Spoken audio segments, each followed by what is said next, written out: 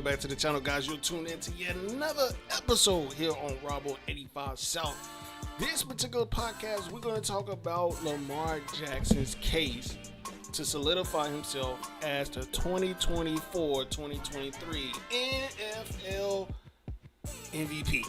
Now, when you guys look at how these quarterbacks and these individual players were performing all throughout the season, who came out on top when it was all said and done with the most substantial wins under his belt, the most substantial, what's the term that I want to use, performances under his belt, the player who hasn't missed many games, for those Christian McCaffrey apologists out there? Come on, man. It is none other than Lamar Jackson. We cannot sit here and say Christian McCaffrey is deserving of the MVP as much as Lamar Jackson is. I see a lot of people out there trying to make a case that Christian McCaffrey deserves the MVP, but how can you say that when he's always injured? And it's not just this year that he's been in and out of the rotation for the San Francisco 49ers. I know it's been 18 weeks. I mean, he's only missed like, one or two games this year? But when it's all said and done, those one or two games were very much important in your MVP case. When you got a player that hasn't missed any games going up against a player that missed multiple games, where do the voters find themselves leaning? At this point in time, has Christian McCaffrey done enough against the top teams in the NFL to even warrant the conversation? Now, I could be wrong. Christian McCaffrey probably didn't miss any games this year. I could be wrong. I don't know. But my mind is just going back into the years that when he was with the Panthers, he would miss a lot of games. Now, I need to fact check myself when I'm saying this now, because I'm trying to make a case for Lamar Jackson to win the MVP. Now, he's not going to be unanimous because there's a lot of people out there that want Christian McCaffrey to win the MVP. But when you go to Christian McCaffrey's, Christian McCaffrey hasn't missed many games. He hasn't missed any games this year. But who's the leader in terms of rushing? Is Christian McCaffrey the leader in rushing yards? Let's see. Who leads in rushing? He is the most rushing touchdowns goes to Raheem Mostert, however you pronounce that last name. Well, 18 rushing touchdowns. He's a bell cow. All right, so you go to rushing average. Devon Achane, I think that's who that is. That's how you pronounce his last name. He plays for Miami, but look who's second. Lamar Jackson at 821 rushing yards throughout the season. He averages 5.5 a carry. Devon from Miami averages 8 yards a carry, which is insane. Now you go to rushing yards total. Christian McCaffrey leads the NFL at 1,459. That is amazing. He has 4 seasons where he rushed for over 1,000 yards. Is Christian McCaffrey Hall of Fame worthy? I don't know. I think he's missed too many games to be even considered. But this year, surprisingly enough, he's played 16 games. I thought he missed games this year. I guess I was just thinking about the last couple of seasons when he was with Carolina, when he would miss a lot of games, only because they were terrible. It's not ironic that all of a sudden he goes to San Francisco, and he's traded to San Francisco actually, and he hasn't missed any games, and all of a sudden he's healthy now. That's crazy. But I guess he was trying to protect himself for the long run, missing those games out in Carolina. He could have actually been injured, but hey, I just think it's ironic that all of a sudden he's healthy. So he's played 16 games all season. And Lamar Jackson has played 16 games as well. So I stand corrected. I said Christian McCaffrey missed a handful of games, either 1 or 2 this year. I stand corrected. He hasn't missed any games. But that still doesn't take away the fact that Lamar Jackson, even with Christian McCaffrey leading the league in rushing, even being in a what would you call that? A pass-heavy offense. 16 games, 272 attempts, 1,459 rushing yards, 1,400, almost 1,500. He has 14 rushing touchdowns. Not bad. And when it comes to receiving, what does he do when he catches the... How many yards do he have? He only gets 35 yards a game. That's not... Oh, there we go. Receptions. 67 receptions for 564 yards.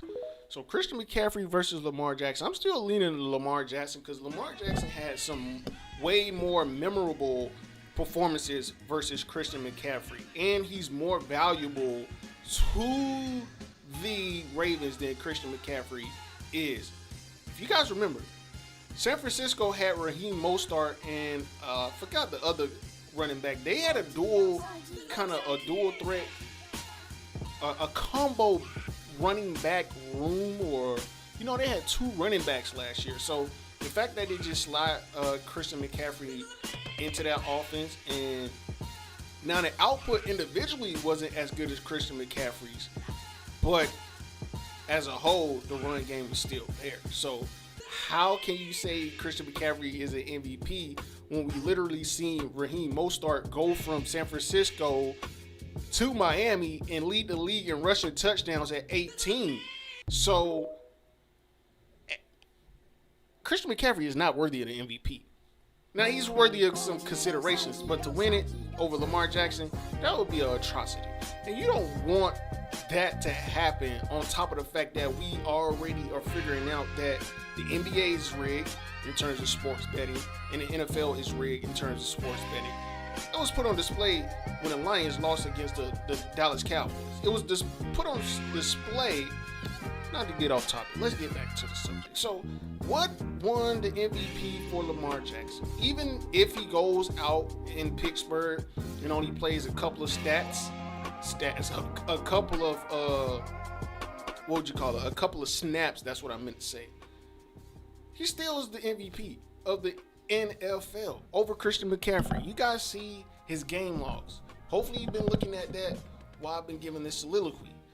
13-3 on the season, 67 completion percentage. Look at the yards. The numbers speak for themselves. You compare Christian McCaffrey's running back numbers to...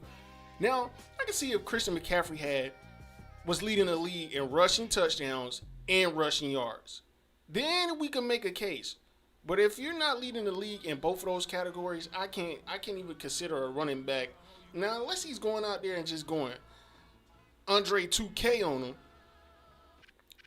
Wasn't it? What was that guy that who got like 2,000 rushing yards? What was his name?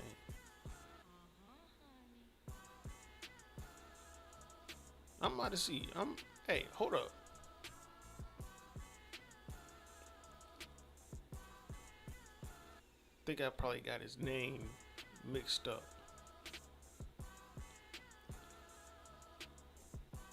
What was his name? What was it? Not Derrick Henry. Chris Johnson, CJ2K. I said Andre 2K. Chris Johnson was known for rushing for 2,000 yards. That's why he got the nickname CJ2K. Now, if we was calling him CM2K, then it would be a different story. But the game against the Dolphins kind of solidified Lamar Jackson as the MVP. 321 passing yards, 5 total touchdowns. Not only that, to go up against the San Francisco 49ers and to win in the way they won, with all of these trolls out here talking about how Lamar Jackson couldn't do this, couldn't do that, he's not quarterbacky enough. You got to see the memes floating around, which are making, headlines at this point in time. Not only that, the disrespect from all of these organizations. Can you imagine if the Atlanta Falcons had Lamar Jackson for most of the they wouldn't even be floating around 500 right now. They will be way above 500. Can you just imagine if they had Lamar Jackson, the Atlanta Falcons? They would be well on their way to a championship right now.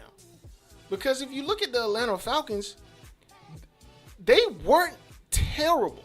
They were is bad worse than, I guess they on the same plateau. They weren't terrible. A little upsetting, yes. I can't say they were bad, can't say they were terrible.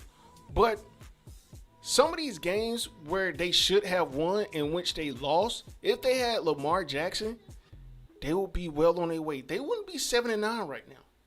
They wouldn't be 7-9. I think they would actually be. They would probably have 5 to 6 losses right now. 5 to 6 losses. MVP Lamar Jackson, I think they would have 4 losses right now. Now you think about all the other teams that passed on Lamar Jackson. The New Orleans Saints, the Tampa Bay Buccaneers, the Pittsburgh Steelers. Now most of these teams, granted, they didn't have the money or the cap space, but where there's a will, there's a way, and it's the NFL. If you want a player, you'll go get that player. The Detroit Lions could have used Lamar Jackson. Every team not named the San Francisco 49ers, the Dallas Cowboys could have even made some room. But let's be legit. Let's be logical, not legit. Let's be logical. I'm going to name every team that really didn't need Lamar Jackson. It's only a handful of them because they already got quarterbacks right now. San Francisco, Dallas Cowboys, the Miami Dolphins, the Philadelphia Eagles, Kansas City Chiefs, the Cincinnati Bengals, and the Buffalo Bills. You could throw the Los Angeles Rams in there, but Matt Stafford right now is looking terrible. He's probably not terrible. I'm just gonna say he's getting up in age. The injuries are catching up to him. So once again, that's 1, 2, 3. Cleveland as well, because they already got a quarterback. Cleveland as well. That's 4, 5, 6, 7, 8 teams that already have, quarterback situations already set in place. Every other team in the league should have been looking at Lamar Jackson, but I guess they did. Now, if this was Joe Burrow, or if this was Aaron Rodgers, Tom Brady, yes, we're going to bring race into it, because at the end of the day, this nation was built on the back of race. Whether it's racism or whether it's just race, it was built on race. United States of racism. Or race, whatever. Hey, it is what it is, man. We got to be real with ourselves here. So this season was a dedication to that, and that's why Lamar Jackson is going to be the league MVP. Not only that, the defense and the offense, they are coming out with the same energy, game in and game out. Now, early on in the season, it didn't look beautiful.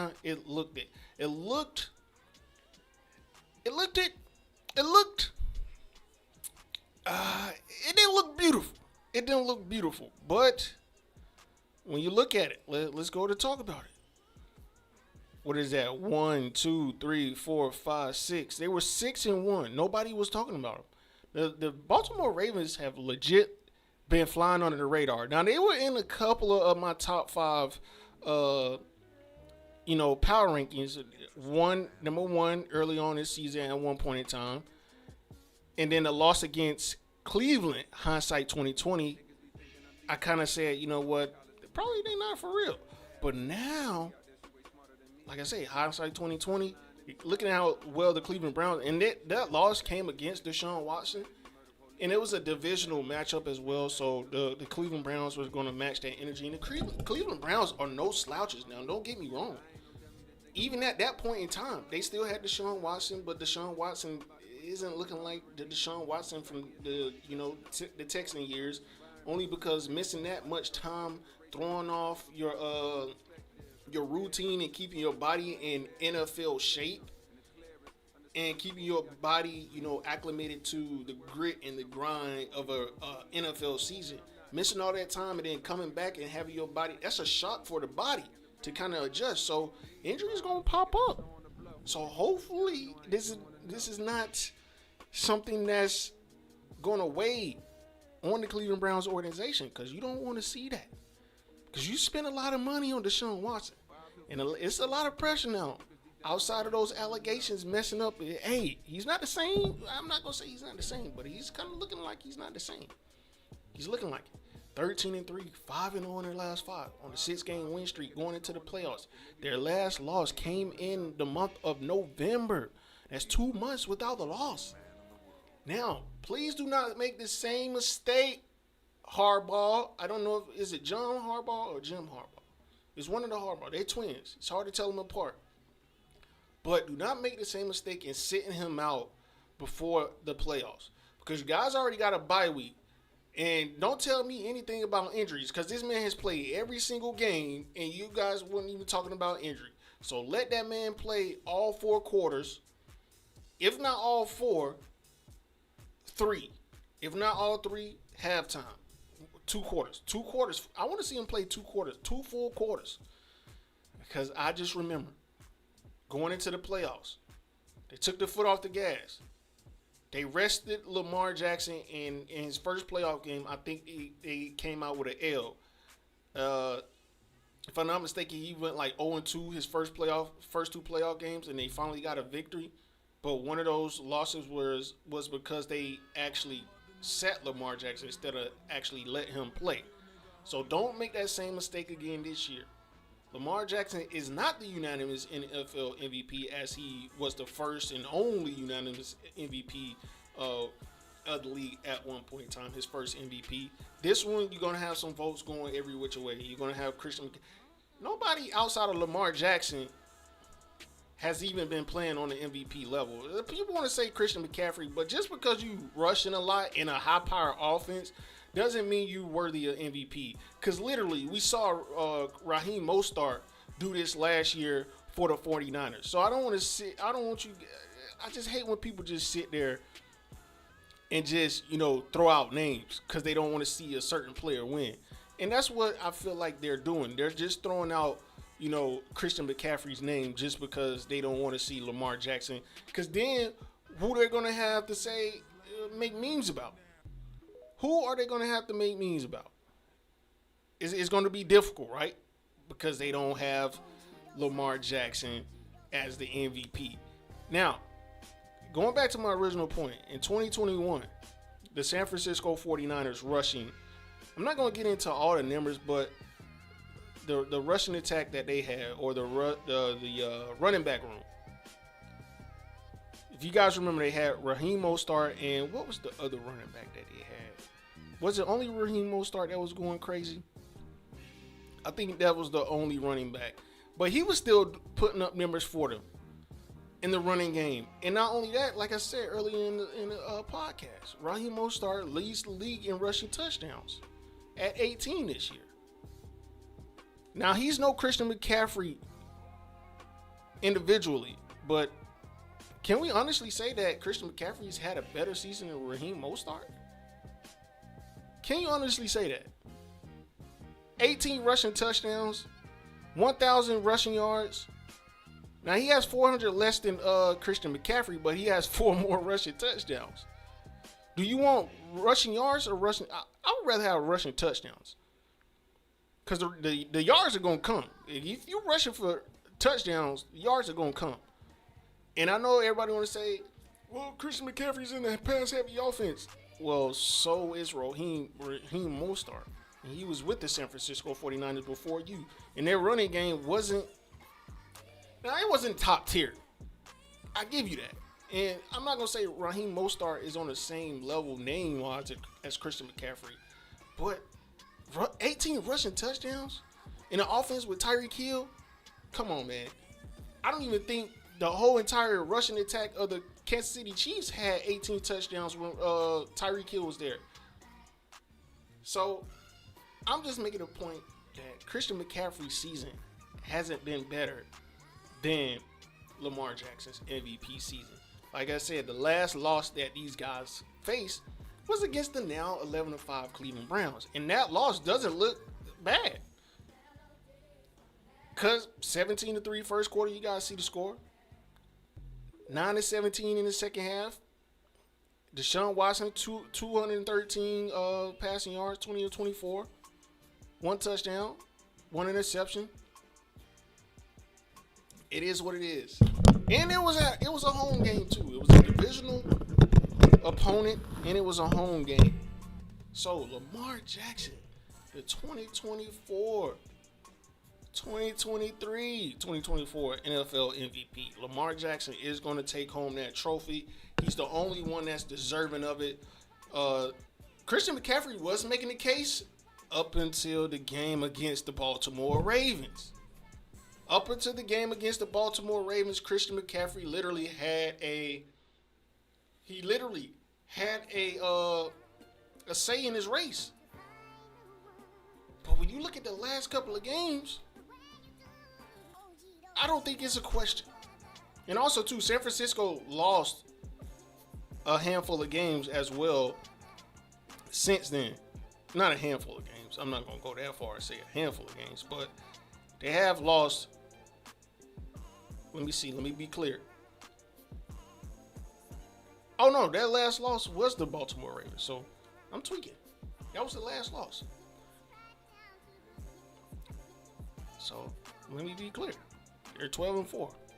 The last loss was against the Baltimore Ravens, but that was a pivotal game.